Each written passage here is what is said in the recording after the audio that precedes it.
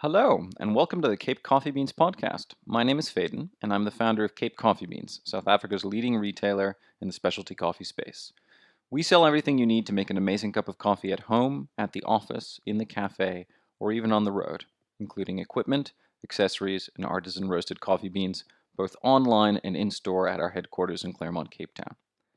This podcast is a deep dive into the world of South African specialty coffee with a focus on the brands, the businesses, and the people in the local coffee scene, many of whom I'm privileged to work with. I'll be bringing you interviews with many of these South African coffee heroes, so please do subscribe to the podcast and share it with your coffee-loving friends. Thank you for your support. Now let's get to today's episode. Hello, coffee lovers. Welcome to another episode of the Cape Coffee Beans podcast. Actually, the first one being recorded in 2021. If you were one of our loyal listeners in 2020 and you're listening to this episode near to when it was recorded, Happy New Year. If not, hopefully it's not too long after for that to be an appropriate thing to say. For those who have been loyal listeners, I probably need to start with a little bit of an apology for the long hiatus. It wasn't exactly planned, but things got a little bit busy and crazy towards the end of 2020, and unfortunately the podcast went on the back burner. But I have full intentions of getting back to it this year. We have quite a few things lined up, and I'm excited to get to regular recording, so hopefully you will still be keen to listen.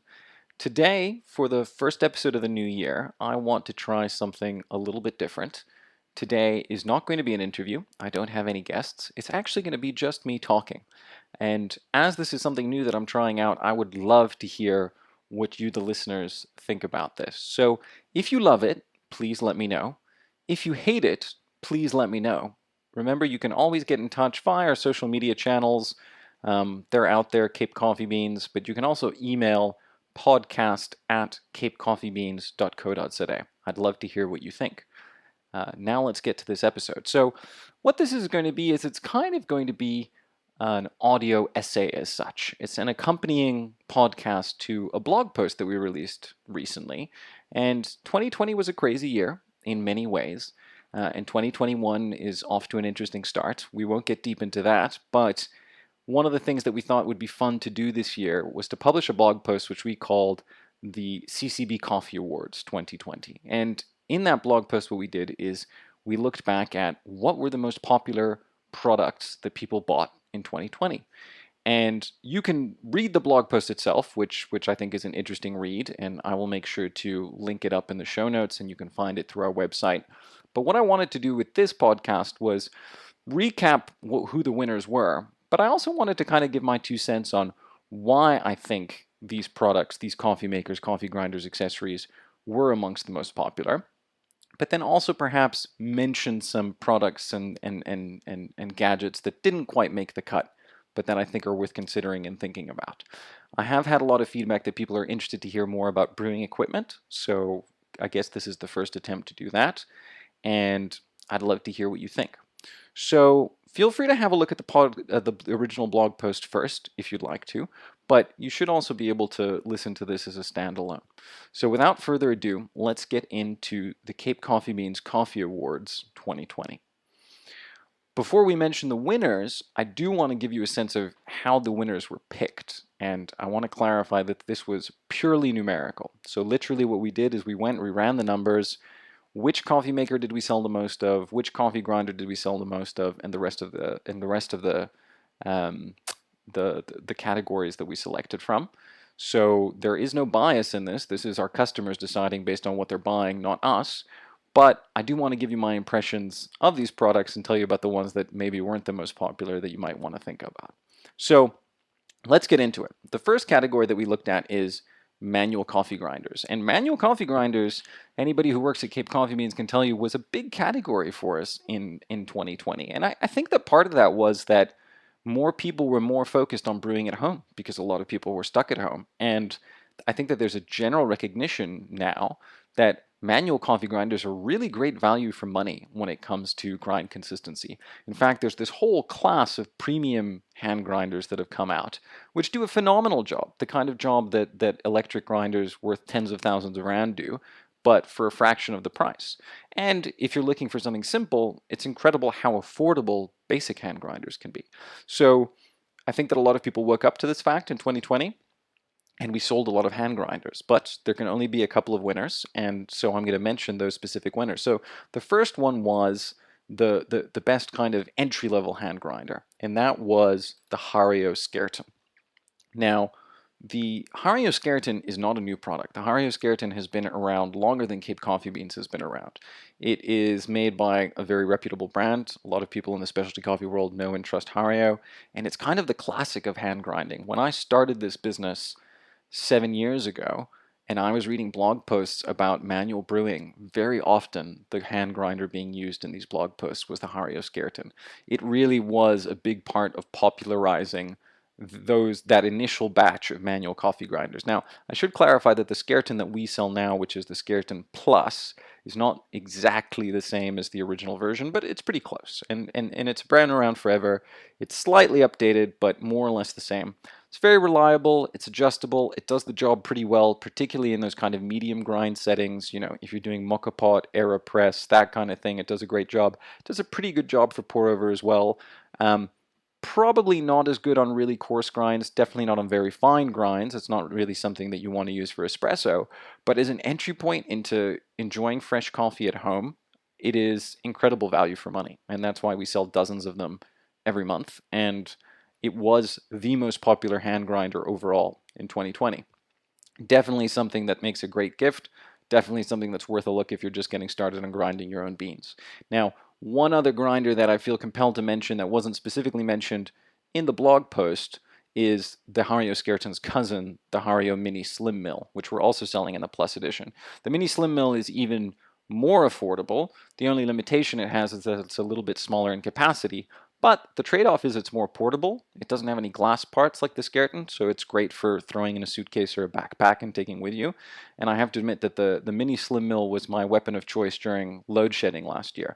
Again, not great for espresso, but in those kind of medium grind ranges, really pretty solid, and it does a good job. And that's another grinder that's been incredibly popular. So if you're looking at entry-level hand grinders, those Hario grinders have kind of had the market cornered for a long time, and I think that they will continue to for a long time.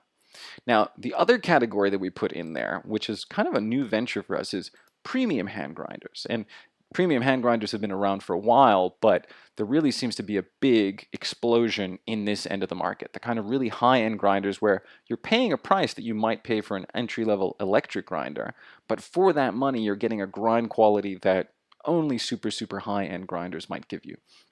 And we've started selling a few premium hand grinders, but the one that our customers overwhelmingly wanted last year, to the point that every time we got some, they sold out within just a few days, was the Comandante hand grinder. Now, if you've been in the specialty coffee world, you've definitely heard about the Comandante grinder because it has incredible coverage. The brand is super, super strong, and it's not surprising just because I think it was the first in its category to really offer a proper professional quality grind in a hand grinder. It's just it's a different sort of tool from your entry-level hand grinders. It's got a huge hardened steel burr set. It's incredibly adjustable.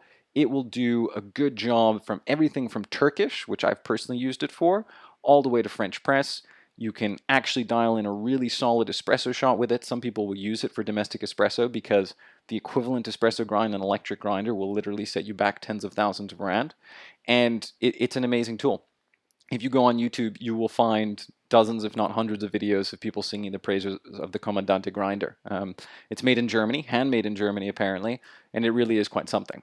So if you're looking for the best bang for your buck, you really care about the quality of the extraction, but maybe you can't afford a super premium electric hand grinder, the Comandante grinder is a really great place to look.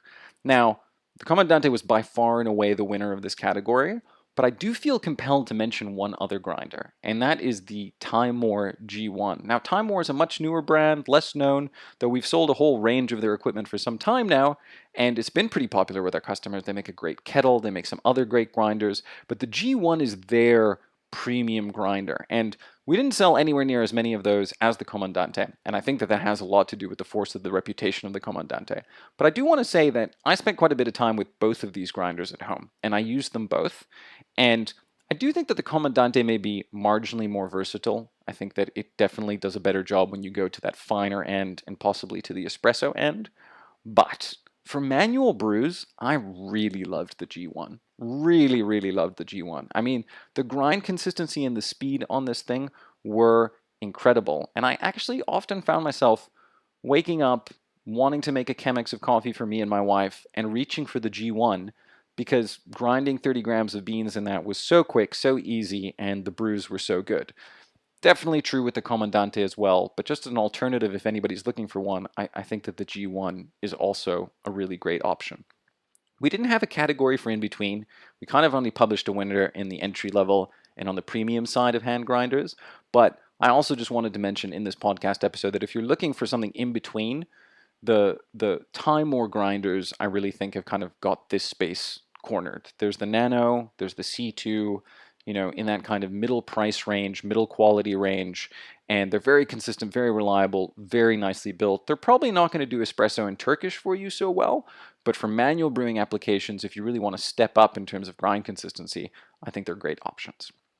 Now, of course, some people really don't want to grind by hand. It's funny, I always say to people who walk in the store looking for grinders, you're one of two types of people. Either you're really happy to grind your coffee by hand, or you're somebody who would never consider spending time cranking a handle to grind coffee beans. And that's fine. We can cater to both options, and we definitely have both types of customers. So we had the electric coffee grinder category as well. And we did sell a lot of electric coffee grinders in 2020 as well. And there are a couple that we want to mention. So on the entry level side, it put a big smile on my face to see that the entry level electric grinder that was most popular with our customers actually the first electric grinder we ever started selling and have continued to sell in quite large quantities ever since.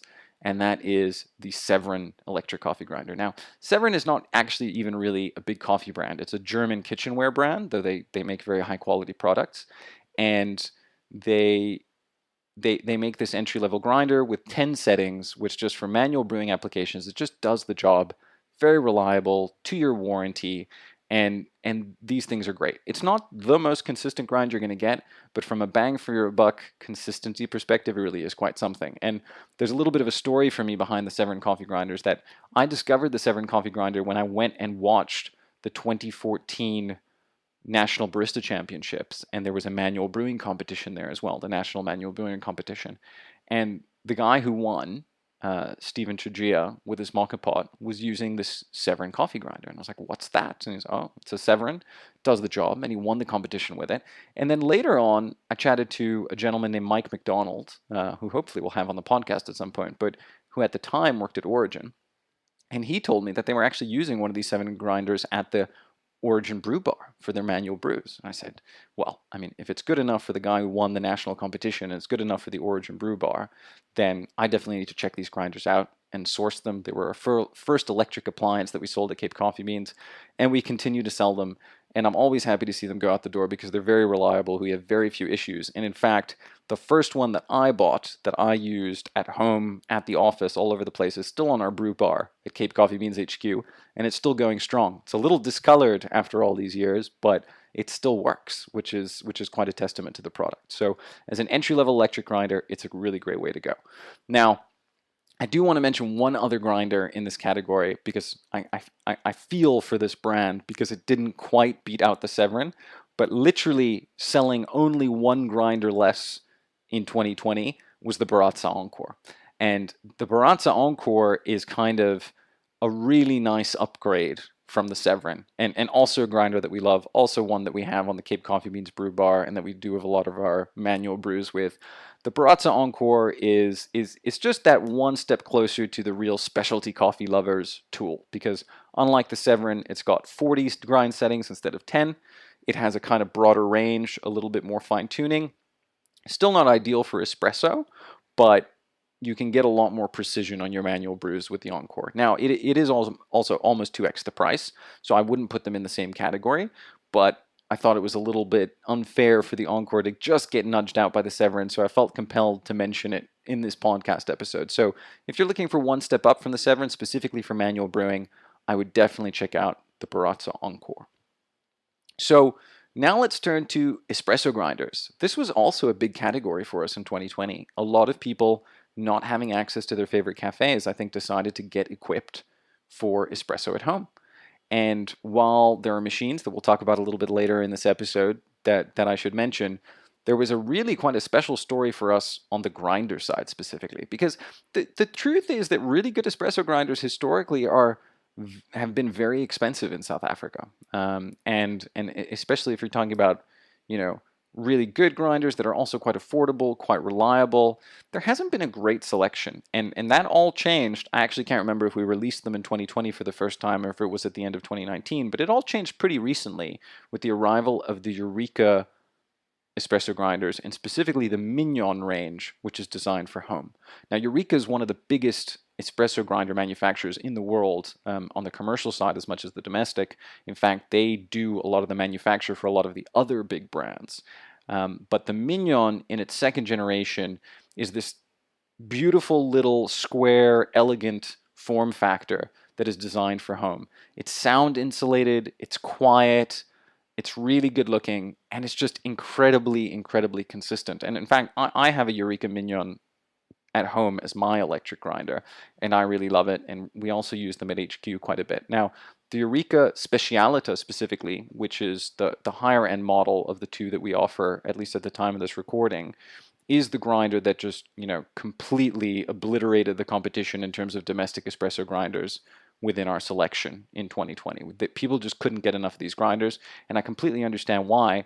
I don't even know if we've ever had one issue with a Eureka grinder. If we have, maybe I just haven't heard about it, but we've put a lot of them out there and they're just so reliable and so good. And again, the grind quality is something else across the range. We often do batch brew with a Eureka Specialita at HQ. It might even be with the Silenzio, the more entry-level option, but we really love these grinders for what they are. They're really well priced. They are quite a bit more expensive than some of the other grinders we mentioned, but good espresso grinders have always been very expensive. And for what they are, I think they're really great quality. So it's really no surprise to me that they were by far and wide the most popular espresso grinder that we sold in 2020.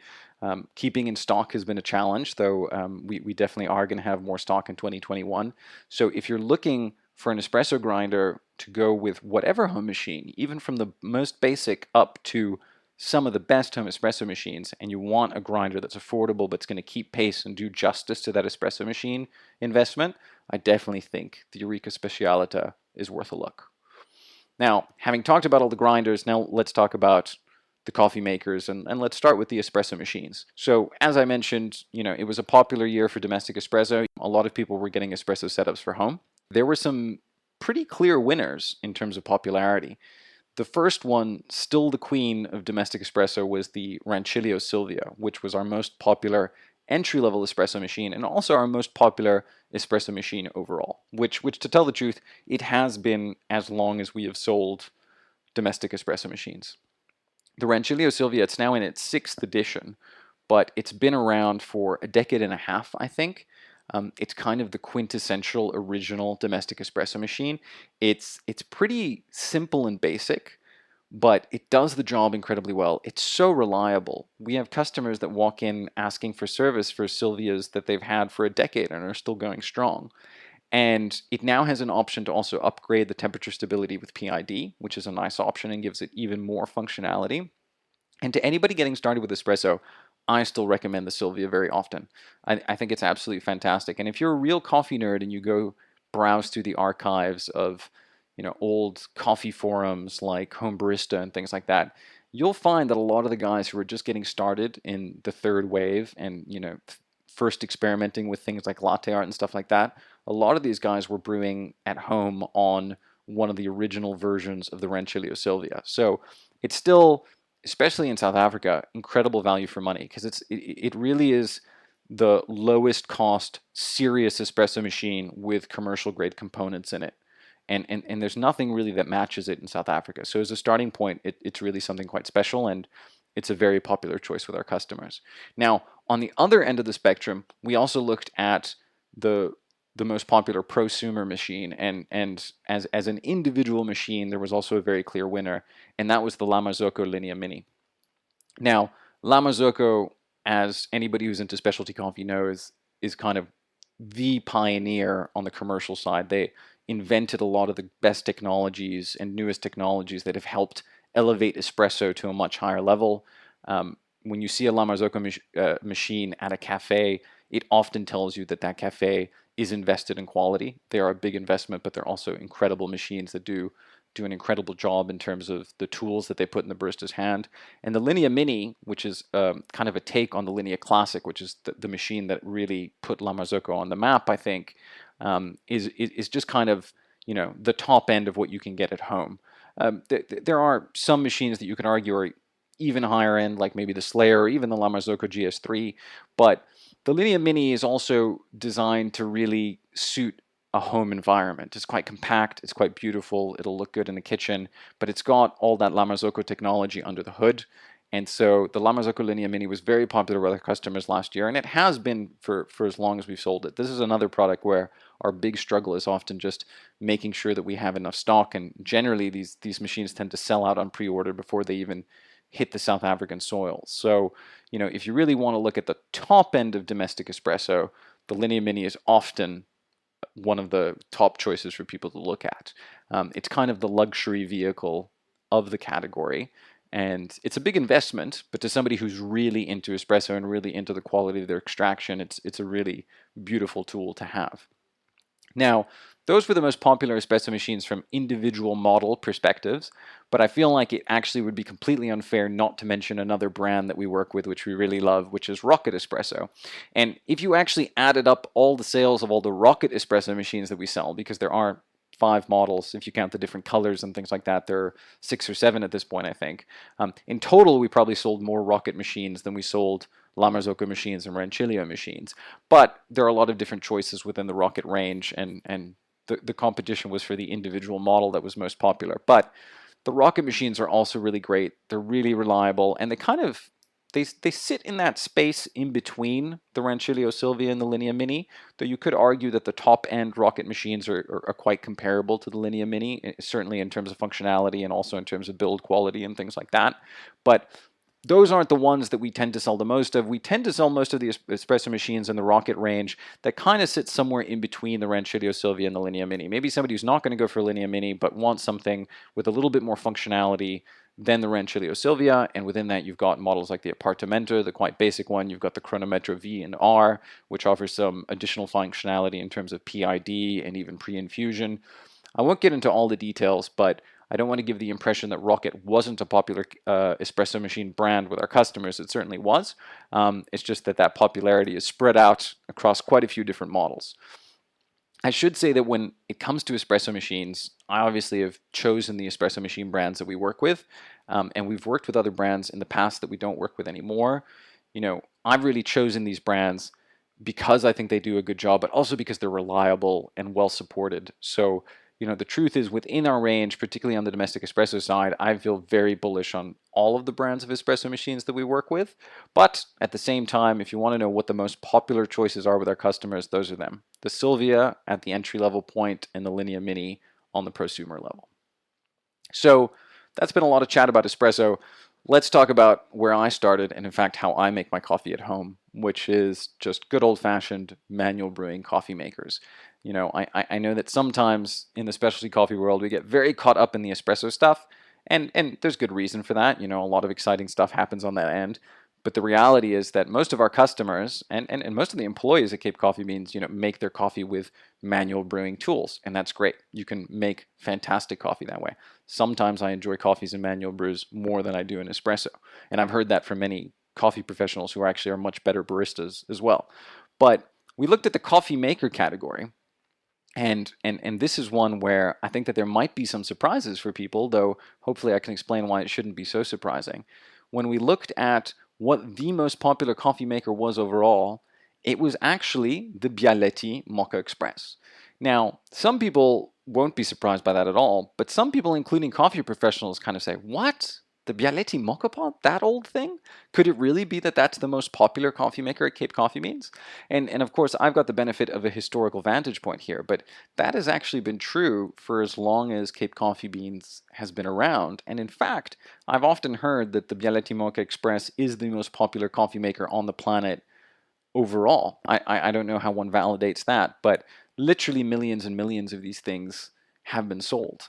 And you know, is it surprising? I mean, to some people it is because it's a little bit old-fashioned, But really, if you think about it, the Bialetti Mocha Express is tried and tested.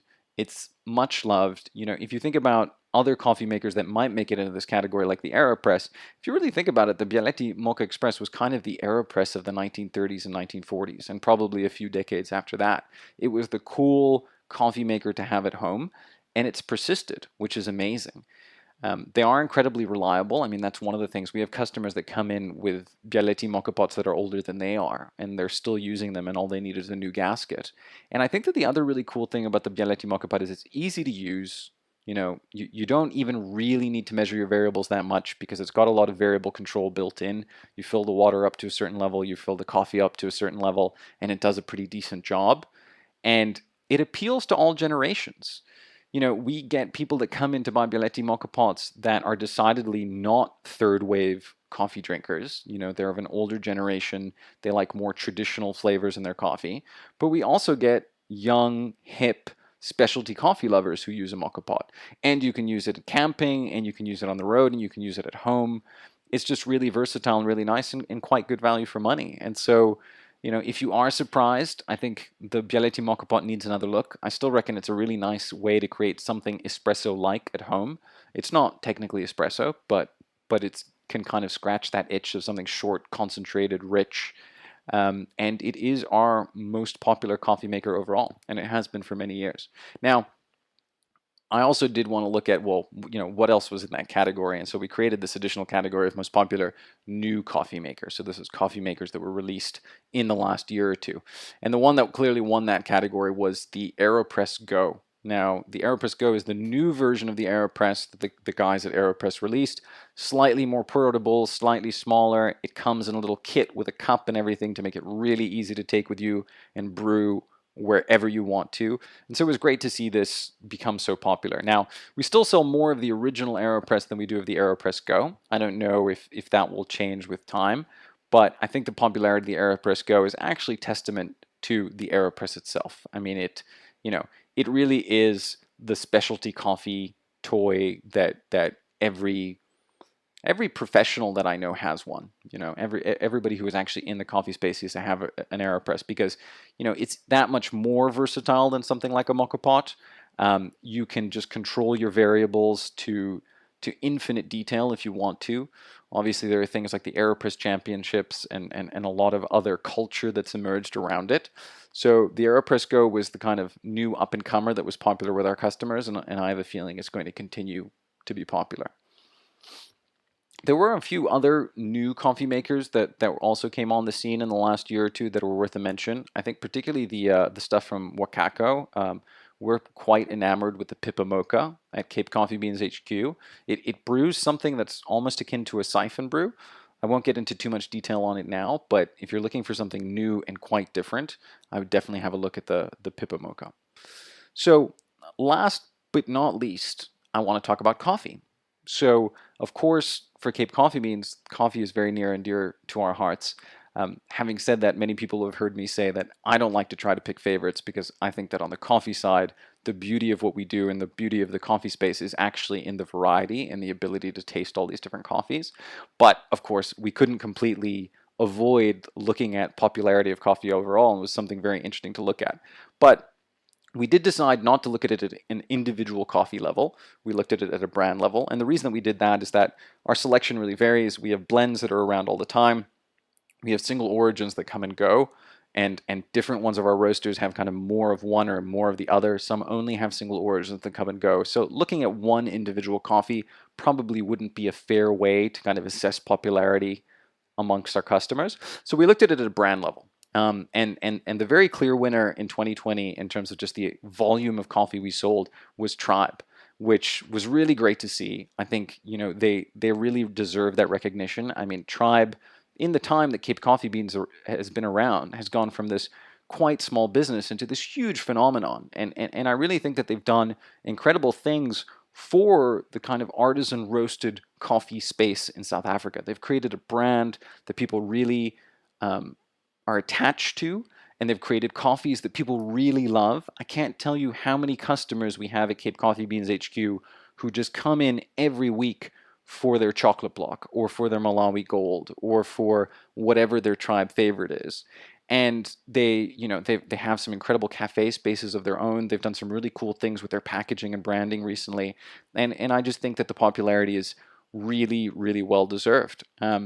I know that a lot of people have wondered about this question. It wasn't in the blog post, so I will mention that numbers 2 and numbers 3 were Rosetta and Origin, quite different brands with a very different type of selection.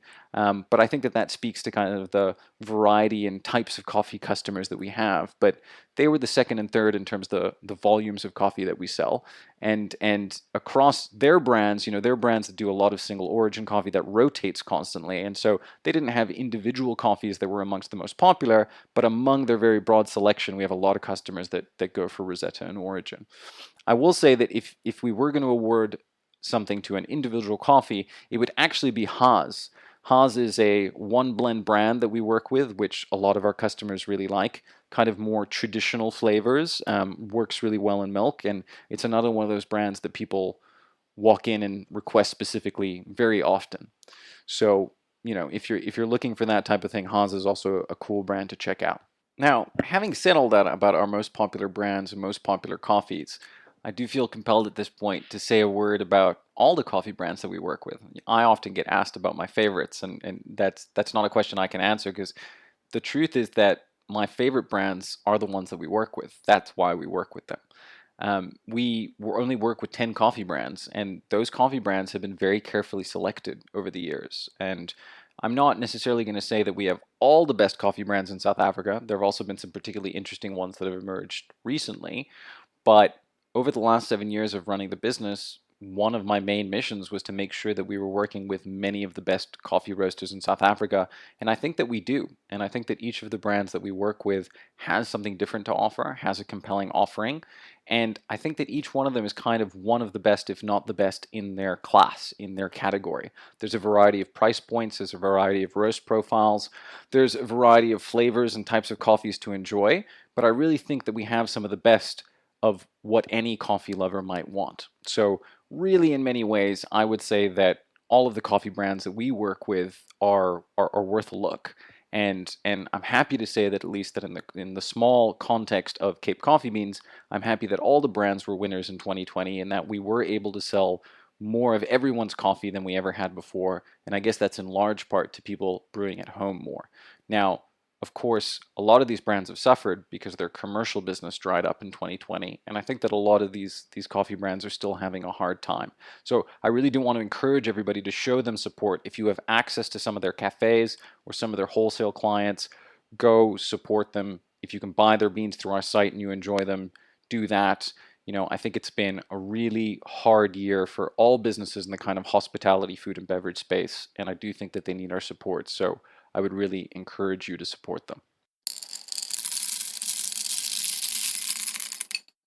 That was my voiceover on the Cape Coffee Meets Coffee Awards 2020. I hope you found that interesting. If you've made it to this part, and if you found it interesting, again, I'd love to hear what you think of this format for a podcast episode. I'd love to also hear if you have any suggestions or feedback on how it could be better. And I think that this is something we'll probably do again at the end of 2021 and see if anything has changed. So we are going to have some other different things lined up for the rest of the year and for future podcast episodes. So please do keep listening. Please do share it. Leave us a review on iTunes or on other podcast listening platforms that you might use.